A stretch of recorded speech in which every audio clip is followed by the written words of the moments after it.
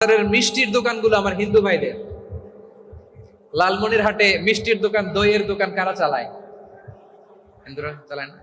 তারপরে যে বারবার সব চুল কাটে যে নাপিত, অধিকাংশ নাপিতের দোকানে কারা? আমার হিন্দু ভাইরা। আপনি চুল কাটতে পারবেন কিনা? পারবেন কিনা বলেন? পারবেন। তার দোকান থেকে দই মিষ্টি কিনতে পারবেন কিনা? হ্যাঁ, আমার মুসলিম ভাইয়ের দোকান থাকলে ওইটার আমি বেশি প্রায়োরিটি দিব, ঠিক কিনা? কিন্তু যদি তাদের সার্ভিস নিতে চান, প্রোডাক্ট নিতে চান, পারবেন। তার দলিল সহিহ বুখারী, আম্মা জান আয়েশা রাদিয়াল্লাহু তাআলা আনহা বলেন, ইশতারা রাসূলুল্লাহ সাল্লাল্লাহু আলাইহি ওয়াসাল্লাম মিন ইয়াহুদিন তুআমান ওয়া রাহানাহু দিরআহু মিন হাদিদ। রাসূল সাল্লাল্লাহু আলাইহি ওয়াসাল্লাম এক ইহুদির কাছ থেকে, কার কাছ থেকে? সবাই বলে নাই কার কাছ থেকে? আমার নবী, পেয়ারা নবী এক ইহুদির কাছ থেকে জব কিনেছিল। জব, বার্লি, যেটা দিয়ে রুটি বানায়। ওই জবের দাম দেওয়া টাকা পয়সা নবীর কাছে ছিল না। ফলে নবী ওনার একটা পোশাককে মর্গেজ রেখেছিলেন, মর্গেজ, বন্ধক, যে এখন এটার দাম দিতে পারবো না, কয়েক কেজি বার্লি নিয়ে যাই আর বন্ধক হিসেবে আমার জামাটা রেখে গেলাম, যেই দিন দাম দিব ওই দিন জামাটা ছুটাই নিয়ে যাও। সুবহানাল্লাহ পড়বেন না? বাকিতে নিছিলেন, বাকিতে। দিরআহু মিন হাদিদ, লোহার তৈরি বর্ম, মানে যুদ্ধের পোশাক, লোহা দিয়ে বানানো। বিশ্বনবী বললেন, কয়েক কেজি জব দাও, টাকাটা পরে দিব, এখন টাকা নাই, বন্ধক হিসেবে, মর্গেজ হিসেবে আমার জামা রেখে গেলাম, যখন টাকা দিব জামা ছুটাই নিব। আওয়াজ করে বলতে হবে সুবহানাল্লাহ। এ থেকে বোঝা গেল অমুসলিমদের সাথে ফিনান্সিয়াল ডিলিং করা যায়, অর্থনৈতিক লেনদেন করা যায়, কেনাবেচা করা যায়, প্রোডাক্ট কেনা যায়। এমনকি আমাদের মসজিদে নববীতে বারান্দায় আপনারা একটা অটোমেটিক ফ্লাইং আমব্রেলা দেখছেন? সূর্য যখন বাড়ে মসজিদে নববীর বারান্দায় ইয়ার্ডের মধ্যে অটোমেটিক্যালি কিছু আমব্রেলা আছে, সাঁ করে খুলে যায়, আর সূর্যের তাপ লাগে না। আবার সন্ধ্যাবেলায় এই আমব্রেলা গুলো ওরা ক্লোজ করে ফেলে, দেখেন নাই না? দেখছেন? এই মসজিদে নববীকে সর্বোচ্চ উন্নত মানের কনস্ট্রাকশন ইনফ্রাস্ট্রাকচারে ডেভেলপ করার জন্য কর্তৃপক্ষ কিছু অমুসলিম ইঞ্জিনিয়ারের, ডিজাইনারের সহায়তা নিয়েছিল। সুবহানাল্লাহ বলেন। কোন দলিলের ভিত্তিতে? এই দলিলের ভিত্তিতে যে বিষ্ণু ঈসা ইসলাম অমুসলিমদের সাথেও লেনদেন করেছেন। আওয়াজ করে বলতে হবে আল্লাহু আকবার। শুধু তাই নয়, ইন কেস অফ ইমার্জেন্সি, প্রয়োজনে ইসলামের খাতিরে, ইসলামকে সামনের দিকে এগিয়ে নিয়ে যাওয়ার জন্য অমুসলিমদের সাপোর্ট নেওয়া জায়েজ আছে। সুবহানাল্লাহ বলেন। অমুসলিমদের সাপোর্ট নেয়া, তাদের থেকে অর্থ নেয়া, পলিটিক্যাল সাপোর্ট, পলিটিক্যাল অ্যাসাইলাম নেওয়া জায়েজ আছে। আমাদের অনেক বিশ্ববরেণ্য দায়ীরা আমেরিকায় অস্থায়ীভাবে অ্যাসাইলাম নিয়ে থাকে, নিজের দেশে গেলে ফাঁসিতে ঝুলাই দিবে। যুগ যুগ ধরে দায়ীদের উপরে এরকম অত্যাচার আর নির্যাতন আছে না নাই? মিশরের অনেক দায়ীরা পাশ্চাত্যে যেয়ে থাকে। এই যে তারা পলিটিক্যাল অ্যাসাইলাম নিয়ে থাকে, রাজনৈতিক আশ্রয়ে, এটা জায়েজ আছে না? এটা যে জায়েজ আছে তার প্রমাণ স্বয়ং বিশ্বনবী সাল্লাল্লাহু আলাইহি ওয়াসাল্লাম পলিটিক্যাল সাপোর্ট নিয়েছিলেন অমুসলিমদের কাছ থেকে। সুবহানাল্লাহ বলেন। খুব মজাদার একটা ঘটনা শুনবেন আমার ভাইয়েরা। বিশ্বনবীর বয়স তখন প্রায় 51 বছর। কত বছর? বিশ্বনবীর সবচেয়ে কাছের মানুষ খাদিজা রাদিয়াল্লাহু তাআলা আনহা ইন্তেকাল করেছেন। বিশ্বনবী বড্ড কষ্ট পেলেন, হৃদয়টা ভেঙে খান খান।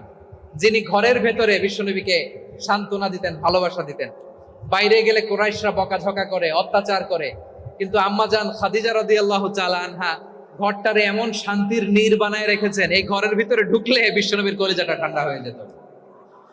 এজন্য রব্বুল আলামিন বলেন, খাদিজা, ও আমার বান্দি খাদিজা, জান্নাতে এমন স্পেশাল একটা ঘর আমি তোমার জন্য রেডি করে রেখেছি। ওই ঘরের মধ্যে কোনো আওয়াজ নাই, ওই ঘরের মধ্যে কোনো নয়েজ নাই, ওই ঘরে কোনো বিশৃঙ্খলা নাই। কারণ মক্কার জমিনে আমার নবী কুরাইশদের বিশৃঙ্খলা, নয়েজ আর ঝামেলাগুলোকে উপেক্ষা করে যখন তোমার ঘরের ভিতরে ঢুকতো, ঘরটারে তুমি শান্তির নীড়, ঠান্ডা, নীরব, নিস্তব্ধ, নিঝুম আর শান্তির নীড় বানিয়ে রেখেছো। এজন্য জান্নাতে স্পেশাল একটা শান্তির নীড় আমি তোমারে উপহার দেব। ওই প্রিয়তমা স্ত্রী খাদিজা ইন্তেকাল করলেন, বিশ্বনবীর হৃদয় ভেঙে খান খান। আবার ওনার চাচা আবু তালেব ইন্তেকাল করলেন, যিনি পলিটিক্যাল শেল্টার দিতেন নবীকে। কে দিতেন? আবু তালেবের ভয়ে, বিশ্বনবীর এই চাচার ভয়ে কোন মুশরিক নবীর গায়ে হাত দেওয়ার সাহস পায় নাই। এখন স্ত্রীও নাই, চাচাও নাই, নবীকে আশ্রয় দেওয়ার কেউ নাই, নবীর চারদিকে অন্ধকার। নবী এখন কই যাবেন?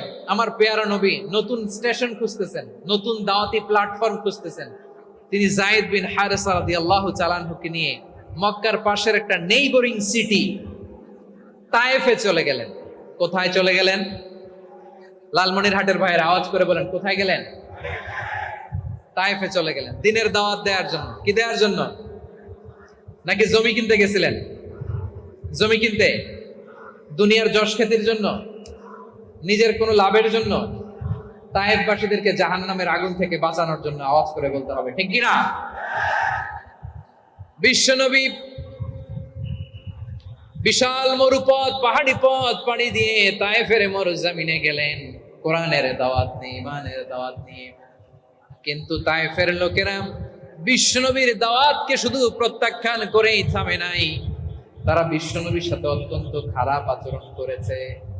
বিশ্বনবীকে শারীরিকভাবে হেনস্থা করেছে, আমার নবীকে শারীরিকভাবে অত্যাচার করেছে, আমার পেয়ারা নবীর গায়ে পাথর মেরেছে, বিশ্বনবীর গা বেয়ে ঝরঝর করে রক্ত ঝরেছে, নবী জামিনের মধ্যে লুটিয়ে পড়েছেন, আবার মেরেছে, আবার নবী হাঁটতে শুরু করলেন, পেছন থেকে আবার মেরেছে, আবার নবী রক্তাক্ত হয়ে জামিনের মধ্যে লুটিয়ে পড়লেন, আবার মেরেছে। বিশ্বনবীর মতো এত সুস্ত্রী মানব, বিশ্বনবীর মতো এত শুভ্র মানব, বিশ্বনবীর মতো এমন চমৎকার দেহাবয়ব দিয়ে রব্বুল আলামিন কাউকে বানান নাই। এরকম চমৎকার মানুষটাকে তারা তায়েফের ওই জমিনে রক্তাক্ত করেছে। বিশ্বনবী দুনিয়ার কোনো স্বার্থের জন্য সেখানে যান নাই, নিজের কোনো লাভের জন্য, প্রাপ্তির জন্য যান নাই, তায়েফবাসীদের জাহান্নামের আগুন থেকে বাঁচাতে গিয়েছে। ঠিক কিনা বলেন?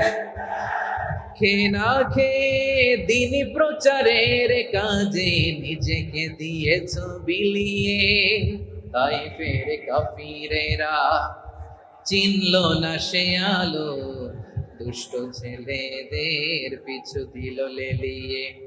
পাথরের আঘাতে ক্ষত বিক্ষত হয়ে সারা শরীর থেকে রক্ত ঝরে। হে রাসূল তোমাকে ভুলি আমি কেমন করে, হে রাসূল তোমাকে ভুলি আমি কেমন করে। পারেন না আপনারা? ধরুন আমার সাথে, হাজার ব্যথা বেদনার পরে ফিরে আসনি তুমি আপন ঘরে, দিনের আলো তুমি ছড়িয়ে দিতে চলে গেলে মদিনায় মক্কা ছেড়ে। হে রাসূল তোমাকে ভুলি আমি কেমন করে, হে রাসূল তোমাকে ভুলি আমি কেমন করে। ঠিক কিনা বলে?